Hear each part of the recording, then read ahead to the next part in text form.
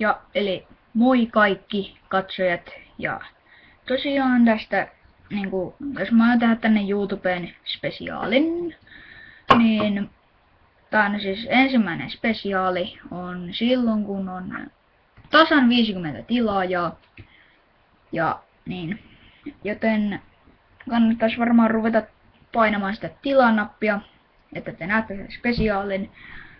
Mä oon vähän miettinyt sitä, voisiko se olla joku Brain Blaster haaste. Ei, se on liian. Tää on siis niinku. Se on sellainen, jota niinku. Tää on siis, mä pystyn syömään niitä aivan niinku karkkia.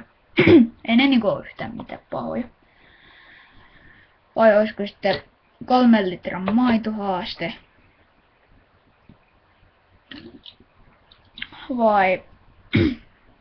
Vai sitten Give Up haaste.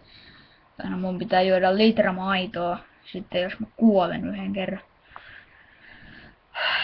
Mä en tiedä kauanko mä kestän sitä, mutta suosittelen painamaan edes tykkää-nappia tai sitten tilaa-nappia.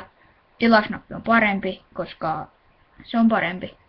Tykkää-nappi on taas vähän huonompi, eli niin. Mutta tällä kertaa ja mun nimi on Tenokia ja nähdään seuraavassa Microvolts-videossa.